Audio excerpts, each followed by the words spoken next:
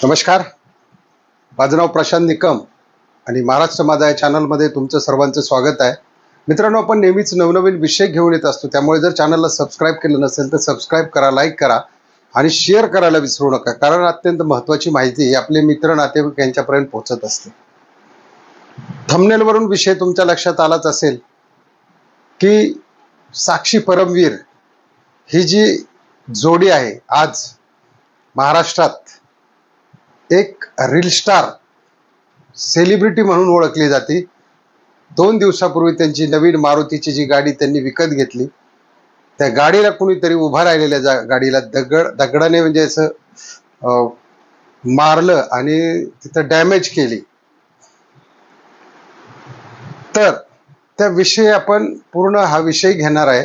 थंबनेलवरून लक्षात आलं असेल की जळणाऱ्यांनो, तुम्ही जर साक्षी परमवीरचा इन्कम बघितला, त्यांचं शिक्षण पाहून, तर बऱ्याच लोकांचं आयुष्य जातं एवढे पैसे कमवायला. तर ते आपण बघणार, यांचं इन्कम किती आहे किंवा साक्षी परमवीर यांचा बॅकग्राऊंड काय आहे किंवा त्यांनी घर कशा पद्धतीने बांधलं, काय काय घेतलं, काय घेतलं नाही. तर आपण प्रथमतः सुरुवात करू की पहिली गोष्ट माझं परमवीरला सांगणं आहे की गाडीचा झिरोडेप इन्शुरन्स असतो. 500 रुपयामध्ये ते काम आहे. अशी गाडी होते, काही काळजी करायची गरज नाही. पहिली गोष्ट, दॅट्स इट, क्लिअर.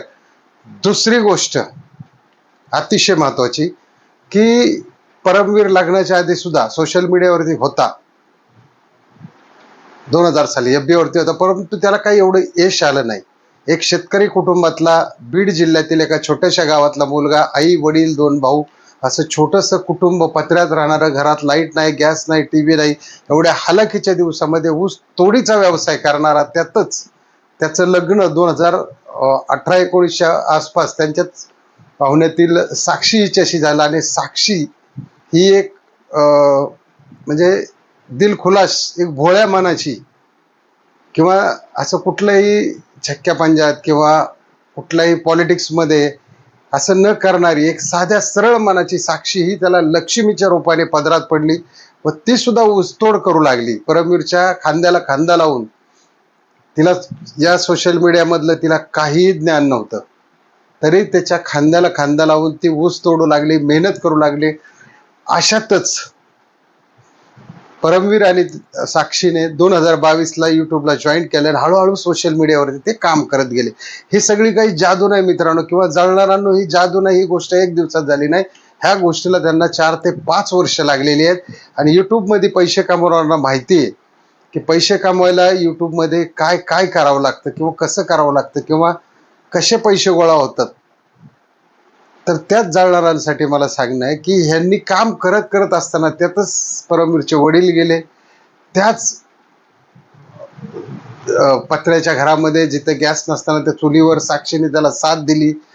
परमवीरची आई, त्याचा भाऊ, या दोघांच्या रील काढत होता. म्हणजे रील काढून शेतामध्ये सुद्धा ज्वारी काढणे असेल किंवा काही असतील, जी मोलमजुरीची कामं असतील, ही सर्व कामे ही जोडी करत होती. त्याच्यात त्याच्या भावाचंही लग्न झालं.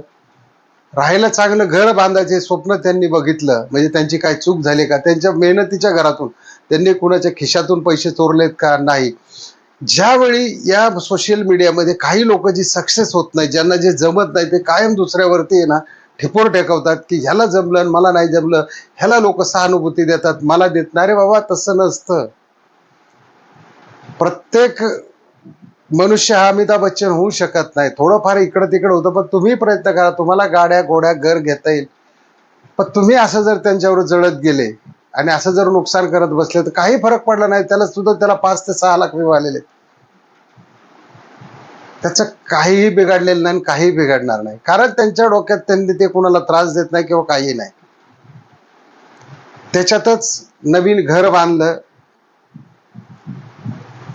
त्या घराची पूजा झाल्यानंतर हा विषय झाला. त्या पूजेला बरेच साक्षीची आई, आजी, त्यानंतर साक्षीची बहीण, त्याच्यानंतर साक्षीची पूर्ण फॅमिली, त्याच्यानंतर आपले दुसरे एक बीडचे रील स्टार,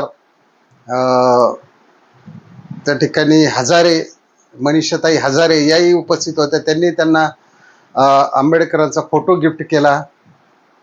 त्यांनी त्या ठिकाणी हजेरी लावून त्यांचं मोठं मन दाखवलं आणि साक्षीला सांगितलं की तू लेकीसारखी ये, तुझी मी सगळी लेकीसारखी हाऊस करेल. म्हणजे इथपर्यंत लोकांचं प्रेम आहे. त्यांच्या प्रत्येक व्हिडिओला लोक भरपूर लाईक करतात, भरपूर व्ह्यू देतात. त्याच्यामध्ये जळण्यासारखं काय आहे? आज तुम्हाला आजची तारीख सांगतो. आज तारीख 12 जून. आज रोजीचा त्यांचा युट्यूबचा आकडा आहे पाहणाऱ्यांचा 87,78,67,601. तुम्ही नसेल तर आत्ता मी टायमिंग सांगितलंय, या टायमिंगला तुम्ही जाऊन बघा. आत्ता काहीतरी 1,050-50,000 वाढले असतील त्यांचे व्ह्यूवर. तुम्ही विचार करा, सरासरी 90 कोटी व्ह्यूवर्स धरा त्यांना 4 वर्षामध्ये. ढोबळ गणित सांगतो तुम्हाला मी. 1 लाख जर व्ह्यू आले एखाद्या व्हिडिओला तर $20 कमीत कमी धरा. 1 लाखाला 10 लाखाला किती झाले? 200. 1 कोटीला किती झाले? 2,000. $2,000 गुणिले 90 रुपये करा. 1,80,000 होतात. आता पुढचा हिशोब तुम्ही करू शकता. तुम्ही हुशार आहात, त्याच्यावर जळत असतात, त्याला नुकसान करत असतात. असं करू नका मित्रांनो. कारण एवढ्या गरिबीतून ज्यावेळी एखादा वरती जात असतो, साहजिक आहे बऱ्याच लोकांना ते देखवत नाही, पटत नाही. कारण आयुष्यभर कष्ट केलेले असतात, आपल्याला जमत नाही. हा काना मागून आला, तिकट झाला, यांना काही कळत नाही, यांच्याकडे काही प्रॉपर्टी नाही. पण आज यांच्याकडे 2 व्हीलर आहे नवीन, 1 टेम्पो आहे, 2 4 व्हीलर आहेत, घर बांधलंय सोन्यासारखं आणि यांचं चांगलं चाललंय काही काम न करता. असा ज्यांचा विचार आहे त्या लोकांनी डोक्यातून काढून टाका की या यूट्यूब मागे खूप कष्ट आहेत. तुम्ही फक्त एक 10,000 रुपये कमवून दाखवा. माझं चॅलेंज आहे तुम्हाला, 10,000 रुपये कमवून दाखवा. चांगल्या लोकांना यूट्यूबवरती पैसे कमवता येत नाहीत. त्यांचं कष्ट आहे त्याच्यात, त्यांचा निरागसपणा आहे. हा, मग थोडाफार अँगल तुम्ही म्हणाल की त्यांना सहानुभूती आहे. कारण ते इतके निरागसपणाने सहज ऍक्टिंग करून जातात. म्हणजे त्यांना असं काही दाखवावं लागत नाही किंवा त्यांच्या डोक्यात काही नसतं. त्यांना जे एंटरटेनमेंट जे करायचं त्यांना लोकांना, ते लोकांना मिळतं. आता मार्केटमध्ये जर वांगीच विकली जाणार आहे आणि तुम्ही जर बटाटे घेऊन बसले तर तुमचे बटाटे कोण खाणार आहे? त्यांना लोकांना जे पाहिजे हे ते करतात, त्याच्यातून लोकांना आनंद मिळतो. पण ह्याच्यात काय तुम्हाला तिकीट काढावं लागतंय का? की 100 रुपये तिकीट आहे याचं व्हिडिओ बघायला? आहे का? नाही, फुकट आहे. त्याच्यामुळे जळू नका, त्याच्या गाडीचं नुकसान करू नका. कारण परमेश्वर त्याच्या मागे आहे.